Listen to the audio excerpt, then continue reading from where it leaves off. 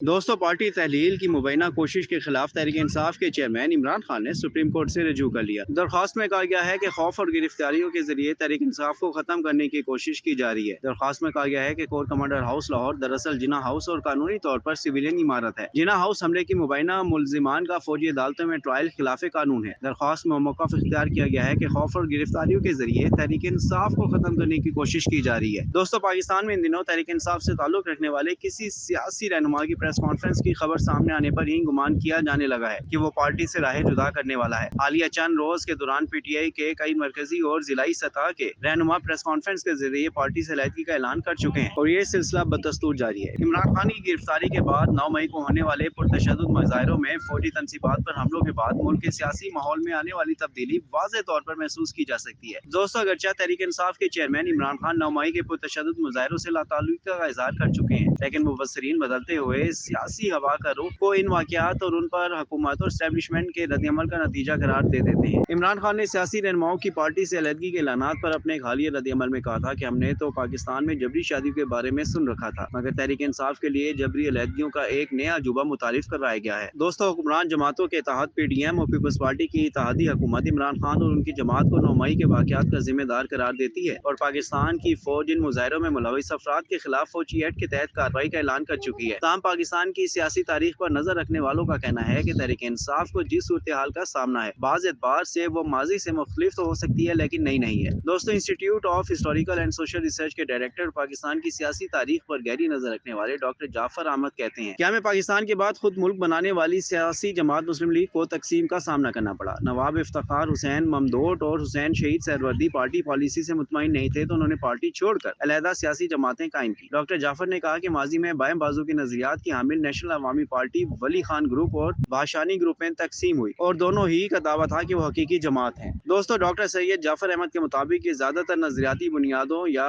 Policy पर इख्तलाफात की वजह से पार्टियों की तकसीम या रहनुमाओं की जमात से अलहदगी की मिसालें हैं। अगर एस्टेब्लिशमेंट के दबाव के तहत सियासी पार्टी छोड़ने की नुमाया मिसाल दी जाए तो 1969 के मार्शल लॉ के बाद पीपल्स पार्टी को इसका सामना करना पड़ा। इनके बकौल मार्शल लॉ के बाद वो मुस्तफा घर, मुमताज भुट्टो, हफीज पीरजादा मुल्क से बाहर चले गए। इसी तरह पाकिस्तान में कौसर नियाजी और कमाल अजवर ने भी पार्टी से राहें जुदा की। वो कहते हैं इनमें से बाज रहनुमाओं पर दबाव था तो बाज को लालच भी दिया गया। गुलाम मुस्तफा जतोई को वजारत उज़्मा की पेशकश हुई, लेकिन बेगम नुसरत भुट्टो ने उन्हें रोक दिया। 1983 में जतोई साहब ने भी पीपल्स पार्टी छोड़ दी। दोस्तों, स्टेट यूनिवर्सिटी ऑफ न्यूयॉर्क की सियासत के प्रोफेसर नेलोफर सिद्दीकी का कहना है कि हालिया तारीख में 1990 की दिहाई में एमक्यूएम के खिलाफ होने वाले ऑपरेशन और 2013 के बाद सियासी पार्टियों में होने वाली टूट फूट इसकी नुमाया मिसालें हैं। नेलोफर सिद्दीकी के मुताबिक सियासी जमातें छोड़ना पाकिस्तानी सियासत में मामूल की बात बन चुकी है। हमारे यहाँ ये आम बात है कि एक उम्मीदवार कभी किसी पार्टी के टिकट से मैदान में उतरता है और अगले इंतखाबात में किसी और सियासी जमात की नुमाइंदगी कर रहा होता है। इसकी बुनियादी वजह सियासी जमातों का कमजोर ढांचा है, जिसकी वजह से बड़ी कौमी सियासी जमातों को भी मुकामी अशराफिया के ग्रुप्स का सहारा लेना पड़ता है। उन्हें हमारे यहाँ इलेक्टेबल्स कहा जाता है। तहरीक इंसाफ भी इससे मुस्तस्ना नहीं है। दोस्तों, डॉक्टर सैयद जाफर कहते हैं अगर आज पीटीआई से अलहदा होने वालों की अलहदगी को जबरी अलहदगी कहा जा रहा है तो 2018 के इलेक्शन में जिस तरह लोग पीटीआई में शामिल हो रहे थे तो वो भी जबरी शादियां ही थी। उन्होंने कहा कि हम इस वक्त महकमा ज़राअत की इस्तिलाह सुनते थे, चैनल्स पर फलां पार्टी की इतनी विकेटें गिर गई, इसलिए अब पीटीआई को इस सूरत हाल का सामना है तो उसे वो वक्त याद रखना चाहिए। डॉक्टर सैयद जाफर का कहना है कि 9 मई को इमरान खान की गिरफ्तारी के बाद जो रद्दअमल सामने आया वो जारहाना था, जिसका आगाज उसी दिन से नहीं हुआ था। उनके बकौल इमरान खान ने हमेशा जारहाना जबान और इस्लाहात इस्तेमाल की, अपने वर्कर्स को तैयार ही इस तरह किया, उन्हें टाइगर्स का नाम दिया और उन्हें दूसरी सियासी जमातों से मुतनफर किया। दोस्तों, सीनियर सहाफी और तज्जियाकार मुजीबुर रहमान शामी का कहना है कि माजी में बहुत कुछ होता रहा, लेकिन ऐसा कुछ नहीं हुआ कि सियासी तजाज करने वाले दिफाई तनसीबात पर चढ़ दौड़े। इसलिए तहरीक इंसाफ छोड़ने वाले सभी अफराद को एक ही लाठी से नहीं हाँका जा सकता। उनका कहना है कि पीटीआई छोड़ने वालों को इसके फैसले की अपनी अपनी वजूहात हो सकती हैं। कई को दर हकीकत दबाव का सामना है और कई ऐसे भी हैं जिन्होंने 9 मई के वाकयात से वाकई शदीद धचका पहुंचा और वो पीटीआई से अपनी वाबस्तगी मजीद बरकरार नहीं रखना चाहते। दोस्तों, सियासी जमातों की तारीख मुरतब करने वाले माहिर सियासियात नीलोफर सदीकी का कहना है कि सियासी वफादारियां तब्दील होने और कमजोर सियासी जमातों की वजह से मुल्क में जमहूरी अमल मुतासिर होता है। उनका कहना है कि सियासी जमातें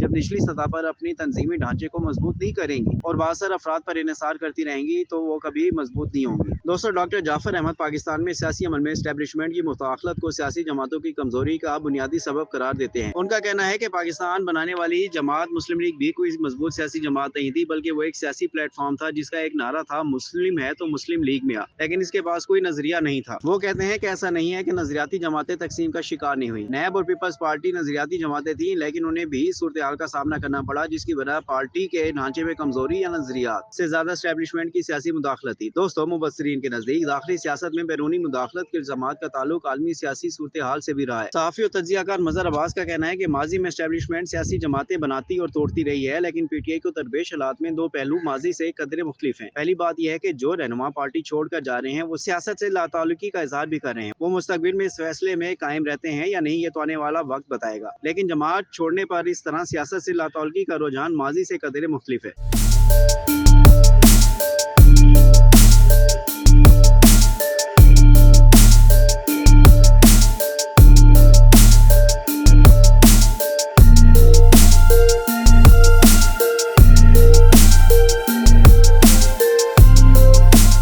दोस्तों, सियासी तज्जियाकार और सहाफ़ी हबीब अकरम का कहना है कि इस बार ये बात भी माजी से मुख्तलिफ है कि पहले पार्टी छोड़ने वालों के बाद में पता चलता था और इस बार खबर पहले ही सामने आ चुकी है। सोशल मीडिया पर बाज़गश्त शुरू हो जाती है और जो पहले अवाम की नजरों से ओझल था वो अब उनके सामने कहा जाता है। उनका कहना था कि 2013 के बाद भी सियासी वफादारियां तब्दील हुई, लेकिन पहले ये मालूम होता था कि एक घरौंदा मिसमार करने वाले कौन सा दूसरा घरौंदा तैयार कर रहे हैं। इस बार ये मंजर भी वाज़ेह नहीं। उनके बकौल तहरीक इंसाफ से अलहदगी का सबसे ज्यादा फायदा पीपल्स पार्टी को होता नजर आ रहा है, लेकिन फिल वक्त इन रुखसत होने वालों का कोई और इस्तेकबाल करता नजर नहीं आता। इस बार ये बात भी मुख्तलिफ है कि जिसमें जमात के लोग जा रहे हैं वो खामोश नहीं बैठ रही। दोस्तों, सीनियर सहाफी मुजीब रहमान शामी का कहना है कि सियासी वाबस्तगियां तब्दील होने या दबाव से कोई सियासी जमात खत्म नहीं होती, अलबत्ता उनसे कुछ ना कुछ नुकसान जरूर पहुंचता है। उनका कहना है कि पीटीआई को जिस सूरत हाल का सामना है इससे इमरान खान की मकबूलियत पर असर पड़ेगा और इंतखाबात में भी इसके असरात दिखाई देंगे। मुजीब रहमान शामी के मुताबिक आइंदा इंतखाबात में वोट देने वालों की गालिब अक्सरियत ना सही, लेकिन कम अज कम निस्फ तादाद उन वोटर्स पर मुश्तमिल है जिन्होंने मोबाइल के आम होने के दौर में आंख और होश संभाला। ये वो नस्ल है जो सियासत और समाज को इस अंदाज में नहीं देखती जैसे 70 और इसकी दहाई के बाद पैदा होने वाले वोटर्स देखता है।